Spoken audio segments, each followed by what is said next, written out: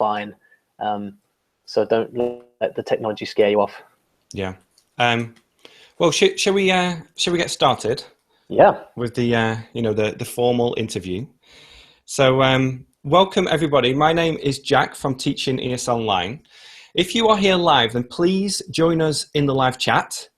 If you're watching the replay of this, you won't be able to see this live chat, but I will be reading out the questions, so hopefully you won't be too confused about it. Now, joining me today is Olly Richards from iwillteachyoualanguage.com. Olly, welcome. Thanks, Jack. Good to be here. Good to be here with everybody.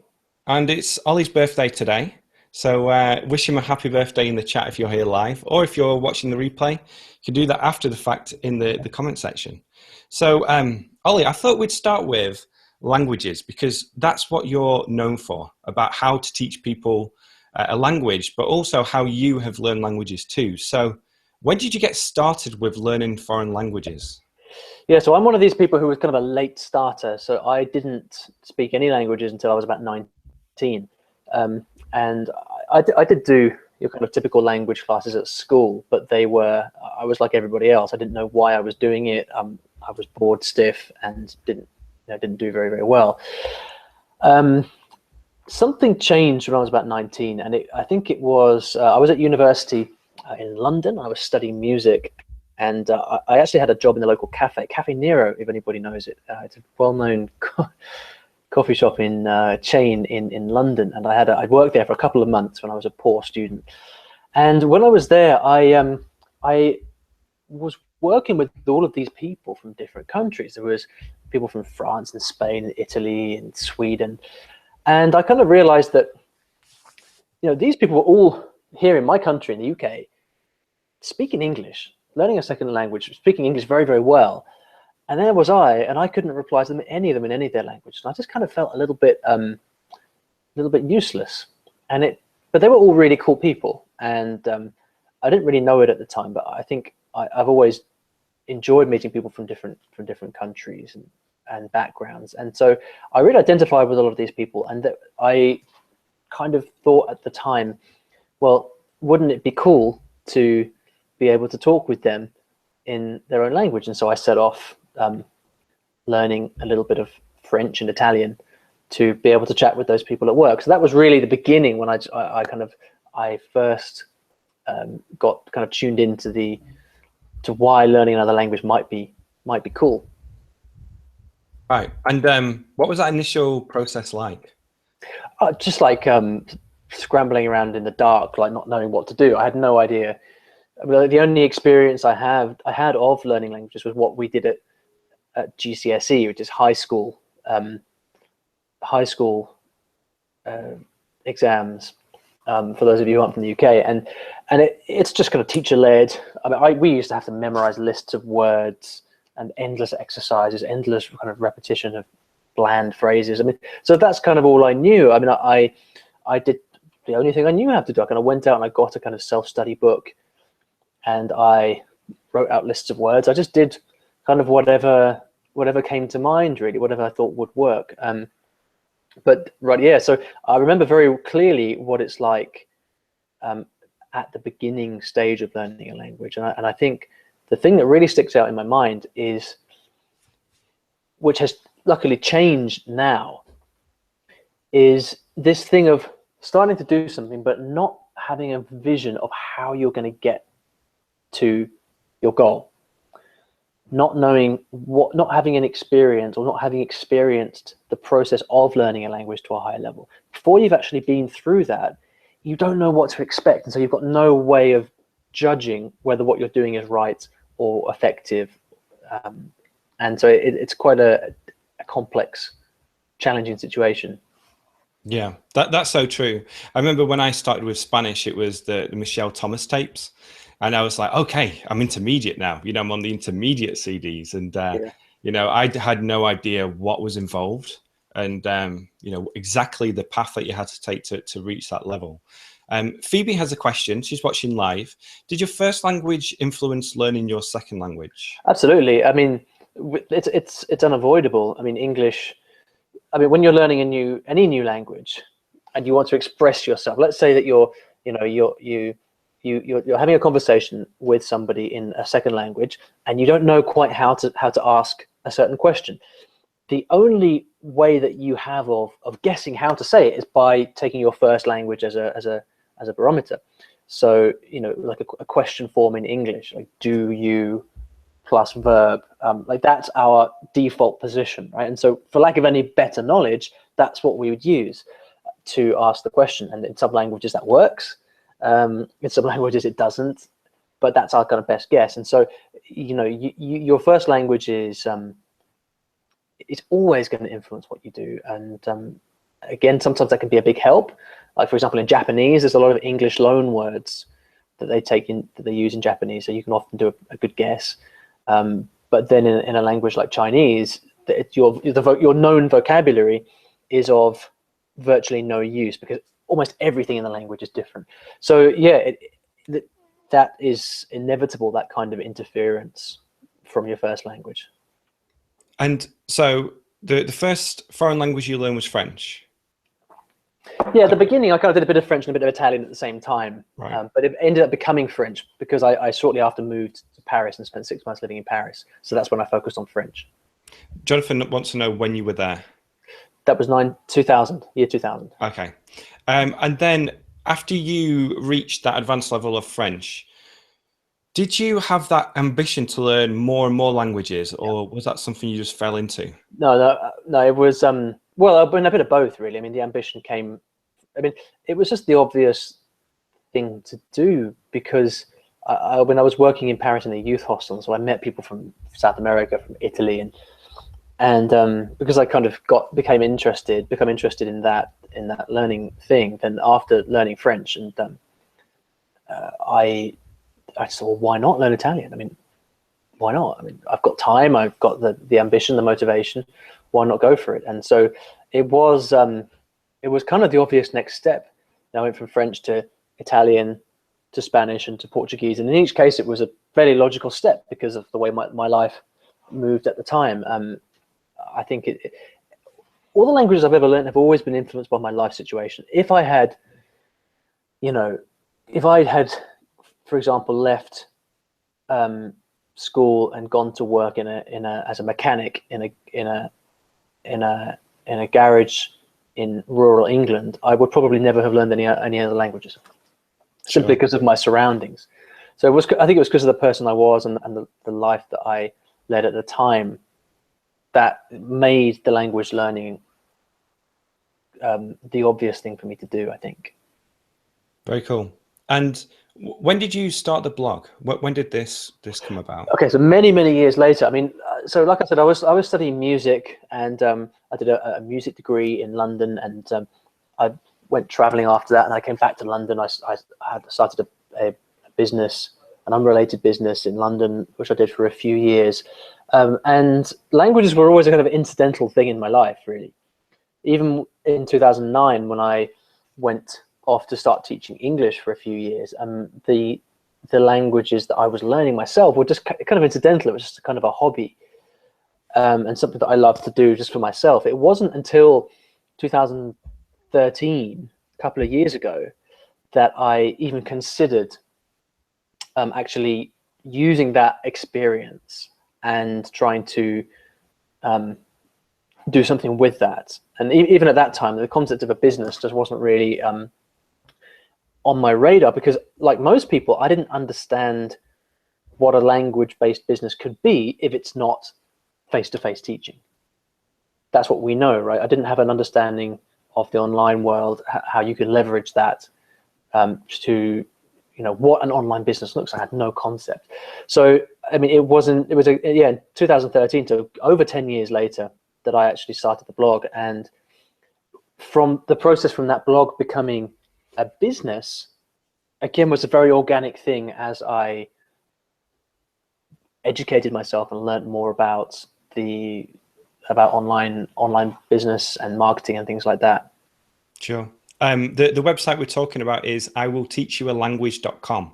Tom Hodges wanted to know the link to that. So it sounds very similar to my process as well, where, I was teaching English for a number of years. I started to teach online. And then in 2013, I started the blog teachingeslonline.com. And I let that grow organically. I was just sharing my experiences, answering questions that people had. And then you start to learn more about growing this audience, about monetizing it, and think about ways that you could do that. So let's talk about growing that audience now. Did you have very specific things that you did to grow this audience? And did you use any, tactics and techniques to get a large audience? Well, I mean, the first thing to say is that the audience didn't start off large by any means. And for me, it's been, if you went into my Google Analytics and you look back through the last 2 years of website traffic, you would see one very smooth, gradual line, which should be encouraging for people, in the sense that, well, I mean, not in the sense it takes a long time to grow, but from the sense of, like, you don't have to be this, like, to burst onto the internet and to have a kind of hockey stick growth. I mean, that happens to some people, but it's typically very, very difficult to engineer that. So my growth was very, very organic. And, one of the things that I did right from the start was to learn. I got all of my kind of blogging education, if you like, from podcasts, and I would listen to all of the, well, actually it was 2 or 3 main podcasts I would listen to kind of religiously week after week. And I got all of my education from them, and I basically just followed their advice, and I concentrated on doing a couple of things very, very, very, very, very, very well, or as well as I could, which was, number one, writing a blog post a week. And it sounds dull and boring, and in a way it is, but by writing a blog post a week and being consistent about it, you are already putting yourself above 99% of other people out there, because most people just do a bit and give up. So the number one thing, if I could just go back to the beginning and choose one strategy to do right from the start, it would be just write one blog post a week and make it as awesome as it could possibly be. Because what you're doing with that is you're building your authority. And although it starts really, really slow, stuff does compound over time. And generally, if you are able to write world-class stuff on your area of expertise, then over time you will become known for it. And I think that has been basically what I've done. I think from my perspective, and it's always difficult to know kind of from the inside, but I think I've kind of become known for writing useful, informative, quality things about the process of learning a second language. And again, just through the consistency of writing, I think over time I've kind of risen slowly to the surface and gain more exposure through that. So that's the number one thing. I mean, I have done other things as well, specifically guest posting. Right at the beginning, I went out to a lot of other big blogs like Fluent in 3 Months and other language blogs, and did guest posts. And that's great, because that means that you can get in front of an existing audience. And if you do a good job of writing something cool, people will then follow your little link at the end and come back to your blog. And so it's a great way of getting more people to come to your blog. So that was basically the tactic that I employed, really. It's just consistent blogging, bit of guest posting, and also maintaining contact with people by email, making sure to build relationships that way, ask them to come back and read the blog. And so that's really what I did, and it works. Yeah, definitely. It's great advice. And Jonathan just made a comment here saying to make it evergreen content. And this just means content that can be read, and it's going to be informative in 5 years, 10 years, further down the line. But it's great advice, to be consistent. And it's similar for language learning, to stay consistent with it. Totally. I mean, every day. Absolutely. Yeah. I mean, and I think one aspect of this that people don't necessarily realize is that it's not publishing for the sake of publishing. When you're publishing every week, you get better at writing. You get better at talking about your field, and it's difficult to underestimate the importance of that. To overestimate the importance of that, because like we always say, like you become good at doing something by teaching, right? It's only once you start to teach something that you become good at it. If you go back and read the first posts on my blog, they're awful. They're just me rambling about some stuff in my head. But through having written hundreds of blog posts and done dozens of podcast interviews and things like that, I have got much better at communicating. And the reason now that, typically, if you ask me a question, I'm able to give you a fairly convincing answer is not because I was born that way, but because I've done it so many times that I know what story to tell. I know what points to highlight. And that kind of comes through practice. And so the act of consistently blogging or consistently podcasting, it gets you good at doing those things. And so, it's all kind of big, all kind of compounds and mixes together over time. Yeah, it's good to create those kind of rules as well to help you stay consistent with that process. Teacher Deborah asks, how do you get ideas for your blog? Initially, I just write the kind of stuff that I would want to read myself.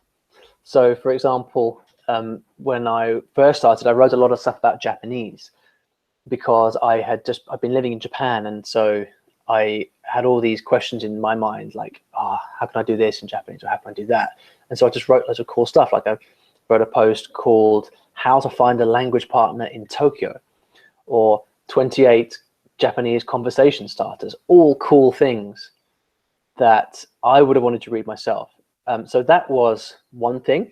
The second thing is there's, quite simply, by paying attention to what people are asking you, you have an endless stream of ideas. So, very simply, if you let's say you were following Jack and you said, "Oh, Jack's got a great brand. I'd like to start a ESL blog online too."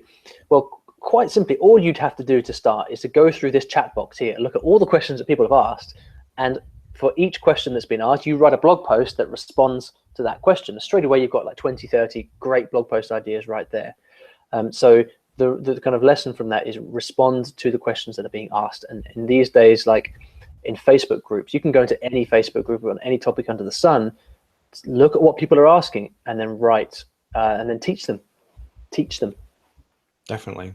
Yeah, it's again, it's very similar to how I got started. And I, right from the start as well, people were asking me questions about how do I teach online? How do I get students and those kinds of things? And a lot of the time the posts are quite obvious. And once you actually just get started with the process, the new ideas will come up and you're always going to get new ideas. A good tip as well that I like is to keep an idea list somewhere, write all these blog post titles down and keep it in, maybe it's Apple Notes or Evernote, whatever you use. So you can go back to this at a later point, because what can happen is you have an idea while you're writing another blog post, and then you either forget about it or ditch that first blog post to write the second blog post, and you can kind of get in a mess. So yeah, it's a good little tip to do. Just I do exactly that. I've got an Evernote folder which is post. I call it post ideas, and every time I have an idea for a post, I simply get on my phone, open up Evernote, type in the post idea, and it's there. And so anytime I'm kind of stuck for ideas, I just go through there, and I've got a bunch of cool things there. But if I could ask you, Jack, though, because it's interesting, you were talking about when you first started. I mean, I might be wrong about this, but I'm guessing as well that when you first started, you probably didn't have all of the answers about how to teach English online, right? Oh no. And yet, no. and yet, I imagine that by starting your blog and by writing about it and by talking about it, you over time, in the process of doing that, you kind of you learn yourself how best to help people do that stuff, right? And so it was kind of, you weren't born with all the answers, just like I wasn't born with all the answers for language learning, and like my initial posts were terrible, but by the process of kind of doing it and talking to people, you realize how you can help people, and you kind of go off and do that. Was that your experience as well? Yeah, definitely. When you start writing about a topic, the best way to learn is to teach. And once you actually have to process a blog post and think about how can this be useful, the introduction, think about what points people might ask about, what questions they might have about this certain post, and you're actually trying to come up with the answers. And I think if you actually come across as someone who doesn't have all the answers, I was talking about this with someone before, like it's easier to feel connected with someone who says like, this is what I'm struggling with, and that's what I'm working on at the moment, and we all have these struggles, and you can people can really connect with that and understand that it is a process, that you're not going to just put up a blog post, one post, and think, oh, where is everyone? No one's here. It's going to take time and that consistency, and also just to evolve it over time. So you'll get feedback on that first post, then you can write another post about it. People, tell you what it's like and ask separate questions about it. So things like that can really evolve, and it can evolve into something that you never expected. You might have this master plan, especially because I know a lot of the time, and I'm sure maybe people watching this right now are kind of thinking, well, who am I to start a blog, or who am I to start a podcast? I'm just me. I'm not an expert, and there's such a common fear, that thing of self-doubt or not believing that you are worthy. I mean, if you kind of relate to that, then pay attention here, because neither of us or most other people out there began their blogging or their life online as an expert. And if you're kind of feeling right now that you might not have all the answers, or you might not be ready or whatever, that's how everybody begins. And it's by starting to write about it, starting to formulate your ideas, and starting to have a conversation with people, that over the course of time, over the next couple of years, you become that authority and you become that expert. And just like Jack says, by teaching, you learn, and you end up being able to have a much bigger impact on the world and on people out there. Definitely. Try and link this together a little bit. How was it when you first started doing and producing videos for YouTube? How do you remember the first video that you put up there? Yeah, they're all on YouTube. Excuse me. You can go and that's awful. They're still pretty bad, to be honest. But no, I mean, it's literally hold a camera and talk, and they're terrible. I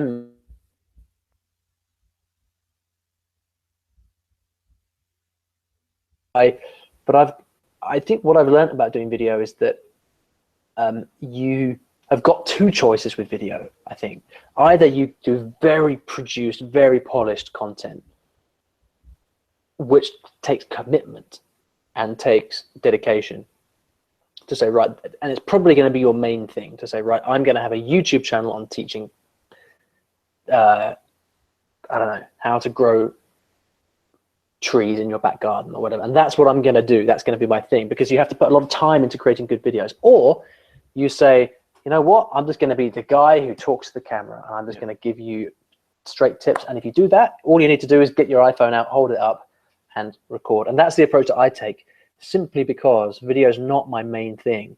So I take the approach where if I'm going to do video, then it's going to be quick and easy, so I can put stuff out there. And again, it's that long process. Your first videos are rubbish, but then after you do 20, 30, 40, 50, 100, your message gets better, and everything improves. Definitely. It's funny that you talk about, those super produced videos versus just turning on your camera and talking. And I've gone back to just turning on the webcam or doing it on the phone and talking, because I was finding where the super produced videos, they were just so hard to make, because they're very polished. And if you make a mistake, then it's always on the video. And if it's a super polished video and you make a mistake, it doesn't quite work that well. But when you're doing something live, or you're doing a video on your phone, then it has a different dynamic to it. And I think because of Facebook video as well, this is very, very relevant these days, that people like to see camera videos in their feed. It matches that platform, and it's becoming true on YouTube too. Yeah, and I think as an individual, as a solo producer, you can't compete with Pepsi and Nike, who are making all these ridiculously expensive. You can't compete with that level of production. So you've got to use what you've got, and what you've got is a personality, and you've got authenticity, and you play that to your advantage, because people like to do business with others that they can know, like, and trust. And by simply kind of being you, warts and all, making the mistakes, forgetting what you were going to say, then you can connect with people on a much deeper level that these big corporate brands can never do. And that's a huge opportunity, I think. So I mean, as uncomfortable as it is, iPhone, talk, publish is awesome. And you can put out a video a day by doing that if you really wanted to, you know? Yeah. Yeah. And you don't even need to publish that video. You can just do a take and, you know, by just even speaking on camera without publishing it and then watching it back, you get over that, that feeling that you have when you hear your own voice on. There's a guy, Steve Kaufman, who's a Canadian polyglot, Yeah. and he is great. I mean, because he all he does is he must have released thousands of videos, and all he does is he turns on the camera in his little study and talks for like 15 minutes about languages twice a week, and he gets like tens of thousands of views on every single video. Why? Because he just does it consistently, week after week after week after week, and people get to know him for that. And it's just him in a room with a camera talking about languages. It's like, it's amazing, and people pay attention to that medium because it connects, and they like him because he's genuine and he's honest. And so I've always taken inspiration from him actually in that department for YouTube videos. Very cool. Yeah, I know who you mean. He's good as well, isn't he? You know, he tells a good story. He leads it up. He's great on camera. You know, he comes across really well. And he knows his stuff more than anything. And when he talks about language learning, like, he's the real deal. He's done it. He's got great advice. Yeah, definitely worth checking out for anybody who's interested. I'll just type his name in here for anyone who'd like to. Steve so Kaufman. Ollie's typing the name into the chat box. Do you see the comment from Lilia? She wants more videos from you. Oh, okay. I'll do my best. So yeah, maybe you just need to turn that camera on and start recording. Yet another thing. Yeah. Well, speaking of another thing, the podcast. Yeah. People about this podcast and when you first started doing it. Yeah, so the podcast has become one of my favorite thing to do. I mean, it's called the I Will Teach You a Language podcast. You can find it on iTunes, on Stitcher, whatever podcast app you use. Just type in I Will Teach You a Language, you'll find it. I do 2 episodes a week, so it's quite a lot. And I've just reached the 100th episode of that as well. And I decided to start it exactly a year ago, actually. It's 12 months old, almost to the week. And I started it because I as a consumer myself, I don't really read blogs. I'm not a big blog person, but I love listening to podcasts, and I can listen to podcasts all day long. So I kind of started to think for a long time, well, it's a bit ironic that I'm only producing blogs. What about all those people out there who would love to connect with me through audio? And so I started the podcast, and it's been amazing because in terms of interacting with the audience and stuff like that, getting feedback from people, my levels of engagement has gone through the roof, and it's been a lot of fun. And I think when people can kind of hear your voice and interact with you that way, you just make. I think it's the best and deepest connection that you can make with someone at the moment through podcasting.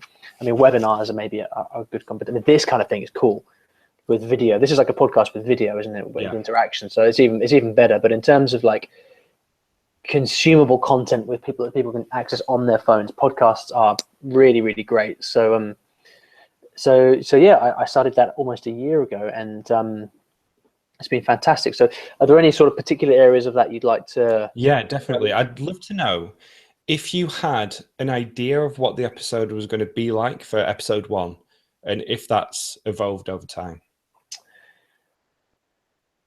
Honestly, it's almost not changed, actually. It's virtually identical to, like, episode 99 is almost the same as episode 3. And the reason is this, that most people out there do interview-based podcasts, and there's a very good reason for that, which is that it's a great way to build your audience. Because, Jack, if you invite me onto this show, I share it with my audience, and so you get new people to come and find you. So an interview-based podcast is a great way to grow your audience. However, I knew at the time that would be unsustainable for me because I had a full-time job. I was living and working in Egypt at the time. I was trying to blog once a week as well to create courses. I was doing a lot of work, and I thought, okay, a podcast on top of all that, forget it. It's not going to happen unless it's so easy that it's kind of press a button, talk, stop, upload, and that's kind of what I do. So I kind of knew that if I was to involve other people in the having to schedule with them and to interview them and all that, and then edit, and it would either kill me from the stress, or it just wouldn't be sustainable, which I guess is much of the same thing. And so I decided to do a solo show, which is not very smart really in terms of marketing, because it's just down to me to promote. But I think what it has done is that it's allowed me to make a very, very strong connection with people, and so yeah, and it's so I was very strategic in the way I started it in order to keep it sustainable. And so for that reason, it hasn't really changed very much since its original conception. Very cool. And what is the format of the show? Yes, it's basically Q&A. And if anybody's ever heard of Pat Flynn, who's an online business guy, runs a website called he has a podcast called Ask Pat, and Ask Pat is basically I stole his format for the podcast literally bit for bit, and this is a great tip for anybody doing stuff online. Steal stuff. It's brilliant because nothing is original these days, so you may as well copy stuff that works. And his thing was brilliant. So it's literally a little intro with some music. I say, hi guys, welcome to this, and this. And then there's a little sponsorship advert. And then there's a listener question. So John from Idaho, these people say, hey Ollie, I want to know how to learn Russian. Can you help me out? And then I record my answer, and that's it. So it's question and answer. All I've got to do is drag and drop the question that someone records for me, which is an audio question, drop that into the file, and then I just record the rest of it for myself, and then that's the whole thing done. I don't edit, I don't do anything, I just leave it very raw. And sometimes you'll listen to me talking and I'll be like, oh, sorry about the cat, but that kind of thing. And it's and that's intentional, because as soon as I start editing and messing around and tweaking around the edges, it's a slippery slope. So I just keep it very raw and very, very, very authentic. I love it. Yeah. I've done a series called Ask Jack. I took the format more from Gary Vaynerchuk from the Ask Gary V show. Sure. And that was like, more video based with the answer. There's like music going over while I read the question out, but it's a very easy way to get started. And talking about creating content, what do I write about? This is a great way to start with this. Just exactly. to answer people's questions. Exactly. But I love what you talk about when it comes to being sustainable, because again, linking it to making videos. If you take hours and hours and hours making these really produced videos, it's very difficult to sustain that. So it's a good idea. We'll talk about this in a minute, but thinking about your schedule, how much time you can commit to creating content and creating other things, and then realize that consistency is so important that you need to fit into your schedule in a sustainable way. Actually, let's come on to that now, about how you actually learn all these languages, had the full-time job, and you've built this brand. Do you have, again, anything specific to share, or more of like a general idea of how you did this? Without wanting to be facetious, the real answer is just work hard. I mean, there's not a lot more to it really, other than to kind of understand that in the bigger picture, everything is sequential. So I didn't learn 8 languages all at once. I did one after the other. I mean, I learned French back in 2000, and I've hardly spoken it since, to be honest. My French is rusty as anything, but I can still speak it. It's not, it's not like top notch, but it's still a language I can operate in. And so what I tend to do is have one language project going on at any one time. So at the moment for me, I'm taking a little bit of a detour into German actually at the moment, but my major language project for now is Cantonese, and has been for some time. And I take a similar approach to that, which is I just dedicate time every day. So I have 45 minutes in the morning after I wake up to language study, and that's it. I'll do little bits and pieces throughout the day, but my number one strategy is just do something consistently, right? So that's something I do every morning. Then until a year or so ago, I had a full-time job as well. So obviously that's the job. And so in terms of building the brand itself, it's a lot of work on evenings and weekends. Yep. Lunch breaks, things like that. And that's really what I did. I mean, like for the first year, my only goal with the business was write one blog post a week. And with that as the goal, I think that's achievable, but you do have to be prepared to put in the time. And ultimately, there's no real shortcut. I mean, there are tips and tricks for writing, for speeding up your writing and producing more content, but that can't be subordinate to quality. I think you've got to put quality stuff out there. Otherwise, you just become another blog. So my thing was, we'll just write one kick-ass blog post a week and make it really good. And yeah, I'd often be doing that on lunch breaks, when the boss wasn't looking. Yeah. Evenings and weekends. Very cool. Yeah, that was I interviewed Shayna from Espresso English, and she talked about this as well. It was just finding that time, which is usually evenings and weekends, your breaks, your lunch breaks, to stay consistent and do something, to keep working at it. And to she wrote, I think it was like an email to people who were following her, and then she just made a quick blog post, and she did it every day. She kept it simple, going back to keeping things simple, and she was really consistent with it. She found the time to do it. And that's a theme about this conversation. It's about being consistent and just committing to it. And another tip, I think, just on that point is one thing that definitely helps, and is a great opportunity for a teacher, which I think a lot of people listening is to always think about how you can recycle content. So, if you've just gone into a lesson, you've taught someone the 5 different uses of the present perfect, for example, which I hope you don't do in one lesson, but let's say you did, then, and you've either got a lesson plan, or you've prepared some worksheets. Well, can you quickly rejig the worksheet you've given out and then post it up as a blog post? Or can you take your lesson plan and just quickly rewrite that up into a blog post? So you've actually, you've done your teaching work for the day, but you can also take what you've done and repurpose that as either a blog post, or turn on the camera and do a quick video saying, hey, if you want it, let me show you how to learn the present perfect in English, 1, 2, 3, 4, 5, and do that. That way you can kind of cut down on your prep time and recycle, use the work that you're doing anyway for other things. Likewise, if you're teaching a course on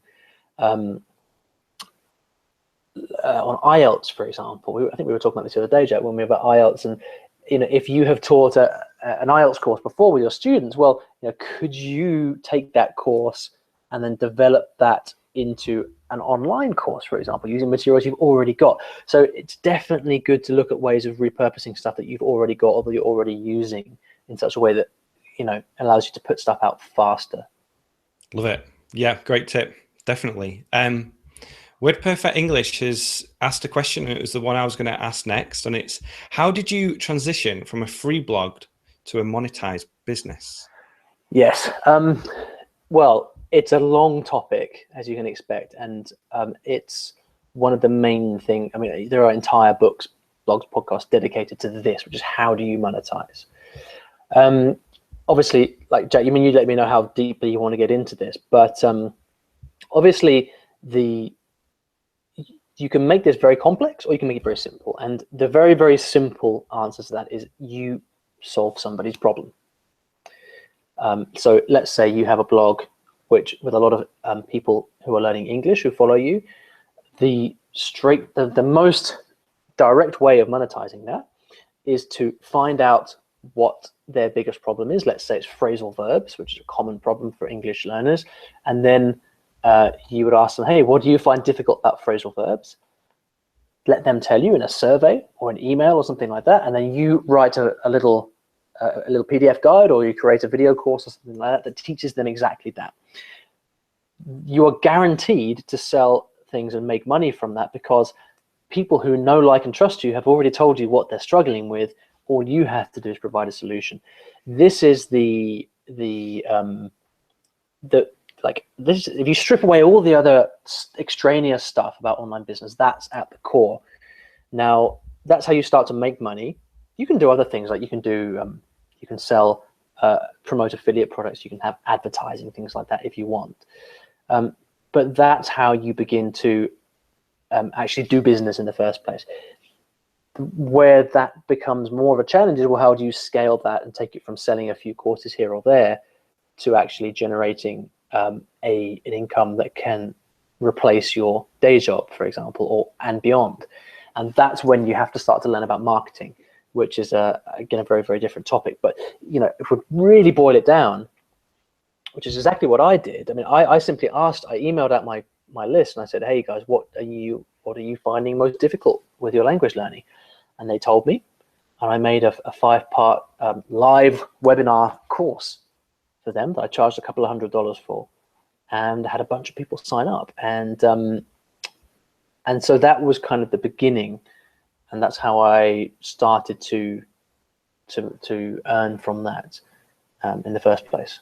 So what do you think, Jay? How is That's good. I mean, it's solving those problems. It's learning exactly what people want to learn, and also how they want to learn it, because I'm sure a lot of people want to know why you chose an online course, why you've written books specifically, and then to get into more about like the type of product and how to wrap it up. Yeah, so there's lots of different my own business is my own business has a lot of different strands. I mean, my income comes from a number of different places. So I sell online courses. I've written books, which I sell on Amazon. I've also produced audio books for those books, so you can get those on Audible. It just came out yesterday, actually. Very cool. I've got kind of PDF guides that I sell on the blog as well. I also have a sponsor. Someone sponsors my podcast and gives me money every time I release a podcast. I sometimes promote affiliate products, so I can say, so for example, Phoebe said, where can I learn a second language like Japanese online? Any suggestions? Well, if Phoebe, if you go to this is an example of how to do this kind of thing. Phoebe, if you go to my blog, iwillteachyoualanguage.com, and you look for the resource pages on the blog and you select Japanese, you'll see a bunch of recommended products. And those recommended products, I have an affiliate relationship with them. So if you went ahead and bought one of those products, then I would get a commission from that. That's known as affiliate marketing. And so I have a side of my business that generates income from that as well. So for me, it's very much a kind of case of all these things together create the whole business. And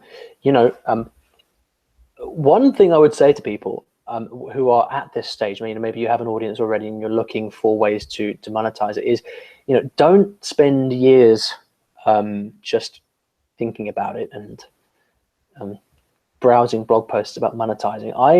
What I did, I actually went out there and I took expensive training courses. I learned from a lot of pros out there on online business, and I just over the last couple of years I probably spent about $35,000 on training for myself, learning for myself from other people, a lot of money. And there's a direct correlation between what you learn from people and what you are able to earn yourself, because you just learn what's being done. And I think if this is something you want to do, don't hang about. Go and learn from someone who's already doing it, because that means, okay, you've got to spend a bit of money, you've got to invest some money. But what in life do you, if you don't invest with money, then you invest with time. It's one or the other. And for me, it's all about the opportunity cost. Why would you spend years messing around and scratching the surface when you can go and invest some money, invest in your education, and learn how to do this? That's definitely something I'd recommend people do. Definitely. Yeah, a good example of that was I came across a photography blog and I read one post and I was like, this is great. And I went straight away to see if they had a book, because I could either spend hours and hours and hours and hours like going through the blog post, or I could get the book, which kind of takes out the fluff and it it takes you through a journey, you know, a very specific journey, so that you're learning in the right way. Yeah, and I really, really enjoyed that. So WordPerfect English has a good question. Yeah, I How saw do that. you I like that question. compete or sell your online courses when there are so many free options available? Okay, brilliant question, and it's a very common concern. So here's the thing, Jack, how many kind of free courses or free things have you opted in for over the last few A years? lot. Yeah, you know, you see something online. Like, I remember going to, what was it? Is it the Khan Academy, with that place where they do and I was all these great courses on the history of philosophy and the history of the United States, or the origins of the whatever, and all this amazing stuff, right? Yeah.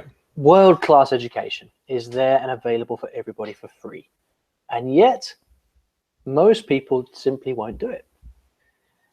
You can go to, if you want to learn about, well, let's say you want to learn how to learn a language, you could go to my blog and you could read through the last 2 years of blog posts, and you'd have everything you ever need to know to learn a language. But you probably won't do it, because that's the way we tick. Now, this is why people end up paying for stuff, because when you get your credit card out and you pay for stuff, you then commit yourself to doing it. And so for most people, there's a very stark contrast between getting something for free that you'll never use and then paying for something that you will use. And this is where a kind of value exchange takes place. I mean, the stuff that I sell doesn't tend to be that cheap. There are people that sell a lot cheaper stuff out there, but I like to price stuff slightly. I mean, I don't like to sell stuff too cheaply, because again, the more you get different people. So if you sell something, if you sell a course for like, I don't know, $30, $40, $50, you get a lot of people who can afford that, but would never pay any more to do that. And then if you sell something for say $300, then you'll get a different kind of person. And typically, a very strange thing happens in selling, which is the more expensive something is, the better customer you will get, and the more value those customers will get from your stuff. And you ask anybody who sells online, they'll tell you that whenever they've done stuff cheaply or for free, that's when they get terrible customers who end up complaining and refunding. I mean, I've had someone, I mean, I had an ebook that I used to sell for $5 on the website. And I had one person once write me a huge long email about how they felt that it was rubbish. I completely wasted their time, and they were absolutely, you know, really, really unhappy, disappointed, and they demanded their $5 back for the ebook. I said, fine, you know, send it back to them straight away. Say, fine. This is the kind of thing that happens when you deal at the kind of low end like that. Now, a friend of mine, John Fotheringham, who has written a fantastic guide called Master Japanese, he sells that now on his blog for I think $79, something like that, with a bunch of bonuses and things like that. It's a PDF guide, but it's great, and it comes with loads of stuff, and it's one of the best Japanese guides out there. He told me that he used to do this thing where he would put on his blog, hey, if you're a student and you can prove to me you're a student, or you can show to me otherwise that you can't afford this, I'll send you a free copy. Because he thought to himself, I hope he doesn't mind me saying this, I'm sure he doesn't, but it's a very good example, because he said, you know, I want to be good to people. If someone genuinely can't afford my guide, I'll give it to them for free. It's a great benevolent attitude, right? Fantastic. And yet he said that his entire time was taken up with people who got this guide for free and would write in to complain and point out all the things they didn't like and generally fuss. Selling is serving, and it's vital to remember that. You know, there is loads of stuff in the internet for free, but if you remove the fact for a second that it's the internet, you would never expect other things for free in your life. You know, you quite happily sign up for an evening class, and pay hundreds of dollars for 10 Japanese lessons or whatever. Or you go out and spend, you know, $200 on a pair of Levi jeans or something. You know, we pay for stuff all the time, and we do it because we want to get the value from it. So it's a huge distraction, this thing that everything is online free, because it misses the fundamental point that if you are someone who has a problem and you want a solution, then you should be willing to pay for it, because that's the way you're going to get the result. Yeah, I mean, that's fantastic. And, you know, also when you are selling something like a premium course or anything like that, a certain percentage might buy it. A certain percentage will never buy it. So, you know, there's always going to be people who won't buy what you have, but know that there are a lot of people out there who are willing to invest their money into something. If you can get across the benefits of this course or product that you have. So if you can show them that it's worth their money to buy this course, then people will buy it. But you don't need to worry about the freeloaders, those who are never going to buy anything, because it's not your concern. Your concern is those who are either going to buy it straight away because they really like who you are, or they may be on the fence. You know, they might buy this product, but you have to sell it to them. So concentrate on those who are going to buy when you're selling it, and also learn how to sell it. Learn how to get across the benefits of what this product is that you have. Yeah, and I think, I mean, just to address that point very, very directly from WordPerfect English, I mean, the free options that are out there very rarely do a good job of actually, well, actually, no, let me rephrase that.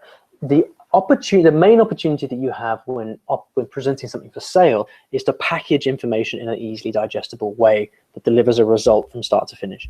You can get a lot of the stuff I talk about, you can get for free on my blog, but what the course does is it organizes it all in a systematic way, such that after you spend 2.5 hours going through the videos, you know exactly how to study a language every day, because I've actually put that in a video, in a series, and organized it in a way that you can digest. And like, therein lies the value for people who don't want to spend days reading through my blog. They just want to have the synopsis, the really good stuff in one place. So look for ways of packaging information that's easily consumable and giving people the fastest possible result or solution for whatever problem it is that they have. Yeah, really good advice. Let's go full circle now and go back to language learning, but then also thinking about how we can incorporate these techniques for language learning into teaching. So, you know, what specific or general advice do you have for teachers who want to inspire their learners to do more, and what kind of things should their learners be doing outside the class? Yeah, I think I lost you there for a second, Jack, but I think the question was, how can teachers inspire their learners to go further and faster with their learning? Is that right? Yeah, and how we can incorporate language learning methods into lessons. Sure. So, you know, I taught for many years, and I've been through the entire teacher training program, if you like. I mean, for those of you who know these systems, I mean, I have a CELTA, a Delta, and I have an MA as well in applied linguistics. And I've been taught all these techniques and studied this stuff extensively. And the more that I learned about that, the more I kind of sat at odds with my experience as a language learner, which was very kind of difficult for me to reconcile, really, because I think as a teacher, you've got to accept that your teaching is classroom teaching for languages is rather unnatural construct, because you have a student who wants to learn a language, and they are, in you as a teacher, they see a solution, right? They see, okay, I'm going to pay this money and this guy's going to teach me English, for example. That's what they see in their minds. They don't realize or understand the fact that that's not how it works. Proficiency in a language is not something that's imparted from a teacher to a student. It's something that you have to develop by yourself. And so the elephant in the room with language teaching is that the question is not so much how can you help your student become fluent in the language. The question is, well, what can you do with the time that you've got? And if you're like most people and you have, say, 2 or 3 hours a week at most to work with your student, you have got to realize that in the grand scheme of learning a language, 2 hours a week is nothing. You're not going to get very far with 2 hours a week, unless you spend those 2 or 3 hours a week as the student, engaged with the language, speaking it, talking with someone, reading books, actually using the language. If you do that, you could actually learn a language fairly quickly in not that much time. And that's the kind of methodology that I teach in my courses. But a teacher has an unusual situation in that you kind of have the need to be seen to be teaching, right? If I'm your teacher and you come to me and you say, "Oh, Ollie, teach me French," you would expect, like, your expectations as a student are that I would get out a book and I'd say, "Oh, let's study the present perfect and verb conjugations and all that stuff." But that stuff's important. You've got to learn that. But if we are just going through grammar exercises for 2 hours a week, you're never going to speak French. And as a teacher, I should know that. I have to know as the teacher that the only way you're really going to speak French is by actually going out there, having got a foundation and learning as you go. The point where you can actually speak the language and speak well in French and develop that proficiency comes from actually going out there and using the language. And so this poses the really fundamental question of, if you meet your student twice a week, how do you use that time? Do you use that time to teach them about the language, teach them grammar, teach them a couple of words, go through the exercises in the book, or, which is what most people do, by the way, or do you spend that time actually helping them practice, spending that time only speaking French? Or do you even use that time to help them strategize, say, okay, well, how much conversation practice did you have in the last week? How can we improve that next week? Was there any reason, is there anything that's holding you back from going out there and speaking more French? Can we help you get over that? You have all these different options of approaches as a teacher, but the big problem is that most students come to you with these previous expectations of teaching and learning, based usually on their school experience, which is grammar book, exercises, exam. So you've got to kind of navigate that as the teacher, and there's no answer. There's no clear-cut answer. What's crucial is that you have to have this very conversation with your students. You have to say, look, I can teach you. I mean, I'm here to help you, but you've got to realize that there's only so much as the teacher that I can do. You still have to do the bulk of the work. And so, if we are going to have these lessons every week, let's just get clear about exactly what it is that we're going to do. And I would do things that I would ask my student, like, okay, let's be realistic here. How much time outside of our lessons are you going to be able to spend speaking French with a conversation partner? Is it no time? Is it 5 hours a week? What are you going to do? What can you commit to doing? And in many cases, the student's going to turn around and say, look, I can't spend any time outside the lessons. I'll have these 2 lessons a week. That's all I can spend. Teach me French, please. 2 lessons a week. That's all I'm going to do. And then you're in a difficult situation, because then you say, right, with this attitude and with this time commitment, this guy's not going to get very far.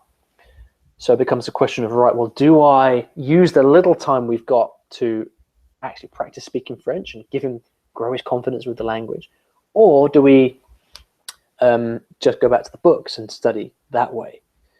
And there's no right or wrong answer. As the teacher, you've got to have that conversation with your student. What ends up happening in most cases is a kind of mishmash of both things. So you'll have like a quick review session at the beginning, 5-10 minutes chit chat and review. Oh, let's teach the lesson, the language point of today. Now let's do some control practice. Now let's do some freer practice. You end up kind of combining all these things without ever really getting into anything in depth. And so, again, from a kind of bird's eye view, taking a big step back, I think you've got to, as a teacher, you've got to have this difficult conversation with your student, get them to realize the importance of actually using the language, and just have that kind of very honest conversation with them. And based on what they tell you, then you can kind of strategize and decide what the best thing is to do in that lesson time.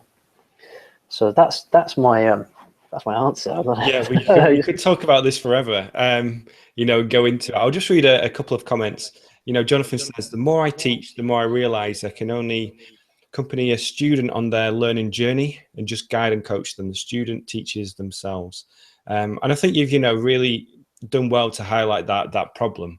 And especially if the more time you spend teaching a language, and if you have a student for a certain period of time and you see that they're not really progressing, you know, it can get a little bit, you start to realize then that they need to do more, that these lessons aren't enough. And as you say, in a very practical way, it's about how you spend that time with that learner, if they're not doing something outside the class, but then also at the same time, sitting down with them and trying to get them to do more, to get that practice. And it might just be like, for me, it was trying to find television shows that they could get hooked on in English. That worked pretty well for me when I used to teach one-on-one, was to try to find a television show that they liked. Suits was a really good example, where they want to do more. They want to watch this in English, and then we can actually discuss the vocabulary and the grammar used in that television show in the next lesson. So this could be to get hooked on podcasts. You know, a lot of this is looking at time management as well and systems. And we don't have time to get into all the different parts of it. But, you know, we've talked about this before in private about how it is a challenge for teachers to get their learners to do more. And we can only do so much. You know, we can't control their lives. It's not like it's, you know, our children or something like that. There's But only that's why it just becomes so easy to kind of fall back on the textbooks, right? That's why if you walk into any language classroom around the world, what you'll probably see is someone saying, open the book at page 70. Today we're going to learn about the present perfect. Because it's easy, right? It's a fail-safe. And this is difficult stuff, you know? This is really difficult stuff, and I think for a good teacher to become a great teacher, it requires them to to grapple with these issues. And this is why I personally think that it's so important for teachers to be learners themselves and to learn other languages, because without that experience of going through the language learning process, can you really understand what your student's going through? I don't think you can. A lot of people disagree with me about that, but I think it's absolutely key. Yeah, I know it helped me greatly to learn a language, to be able to teach English. You know, you're in their shoes and you can really understand what it takes to get there, and therefore how to change your lessons for that. Olly, thank you so much for spending this time. I have really enjoyed it. You know, if you guys are watching the replay of this, then you'll be able to comment below. So share your ideas on how to incorporate these language learning techniques into your lessons, you know, how as teachers we can improve upon this. And then also leave comments, questions, or anything about anything we've talked about today below. And I'll let Olly know when new comments come up and we can get conversations going. So Olly, again, happy birthday. Congratulations. And thanks again. And just tell everyone your website and your Twitter or anywhere that you want to send people. Yeah, so if you'd like to look over my shoulder and copy what I do, which I strongly recommend you do, it's the best way to learn. Go to iwillteachyoualanguage.com. Also, I'd love to have you on the podcast. Hopefully that will give you lots of ideas for your own, not only learning, but also your teaching. And you can just search for I Will Teach You a Language in whatever podcast player you happen to use. I've also got a Facebook group where we talk about making a living online using languages, and it's called the Language Freedom League. If you'd like to join that, it's open to everybody. You can just go to Facebook and search for Language Freedom League there and send a request. I'll accept you if I like your profile photo, and then you can join us all. Jack's in the group as well, and we can continue the conversation there. Perfect. Yeah, and I'll leave those links in the description for those watching after the fact, and also links to my website and guides and courses. So Olly, again, thank you for being here. Everyone who watched live, thank you for joining in the Thanks, conversation. Guys. Great question. Yeah, and we'll see you all soon. Cheers, Jack. Bye-bye, everyone. Bye, everyone.